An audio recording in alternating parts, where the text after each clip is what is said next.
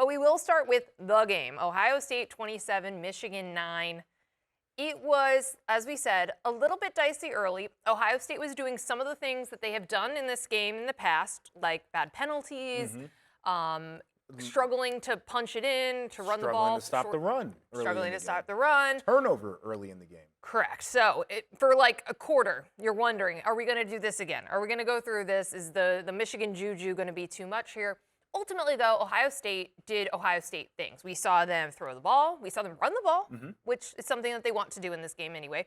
But they were able to control the game at the line of scrimmage. The defense was really good. It was especially good goal line defense, held those field goals early, where Michigan should have built up a bigger lead. And ultimately, like, Michigan's offense could not get anything going. Yeah, like, if you really think about it, that game could have been, Michigan could have had 21 points on the board. They had great field position, as you mentioned. The first play of the game, they hit a big run, and I'm like, oh my gosh, like I was ready to lose my mind. And then the defense bows up, and then they throw an interception. It was reminiscent of watching like Kyle McCord and Will Howard do the same thing in like back-to-back years. And it's like, oh my goodness, and they hold them to a field goal. And then Ohio State starts settling into their game plan. They hit some short passes, they hit a couple deep throws, and then the run game comes along. And the 4th and 5. Yes. That really started to change things. I think it was the aggressiveness of the play call, but also the execution from Sayin. It was them playing their game. Yeah. Right? Like, they came out throwing it, which I appreciated, but once they found what their rhythm was going to be for that game, how the passing game was going to impact the run game, and how they could mix it all together, you started seeing a typical Ohio State offense. The biggest compliment that I can give Ohio State for the way that they won that game is that it looked the way that they beat other teams. Yes.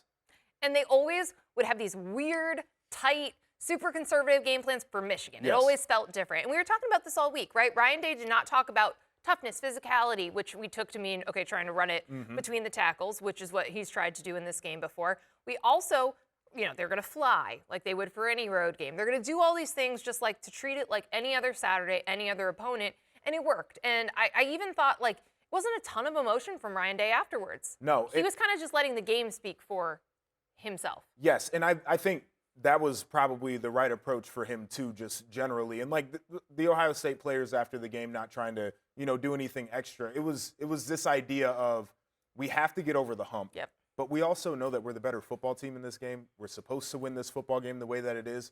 It's our rival, and we'll treat it as such. But we can't make this more than exactly what it is. I like your point about them winning this game like they've won other games. This is what it looked like, and they did what they do toward the end of the other games too.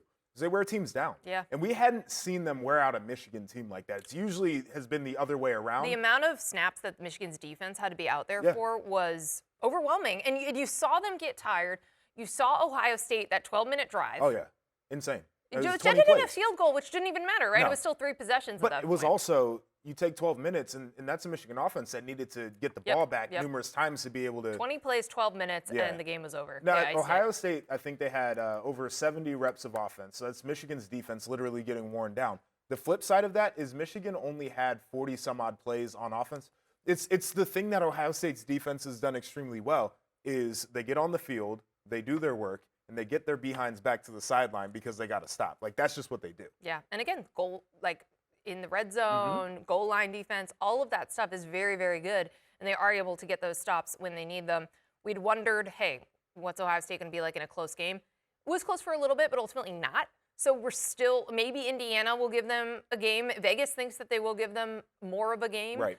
But I think we did learn, yes, they could get over the mental block, and they could do it without doubt. Because I think that was, to me, it had to be a multiple possession win. Like, it had to be something where you didn't even have to be tight. Yeah, it didn't feel fluky, and it didn't feel tight. Right. And you didn't have to, like, worry and make a weird decision in the game at the end. I think that was important. I thought it was, too. And, they withstood the punches early on, right? And, like, I think that was also big. I mentioned how I was feeling in those moments where you saw the mistakes and they had the big runs. And it was like this team never looked back at what happened in the beginning of the game. I'll give you this stat.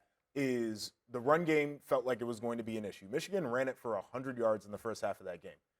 -8 yards rushing in the second half. That was what Michigan had, right? And so it's like, it's this team that was just like, that's behind us. Let's come out, brand new half, new scoreboard, and do our deal. And it's what they've done all year. Yeah, I agree.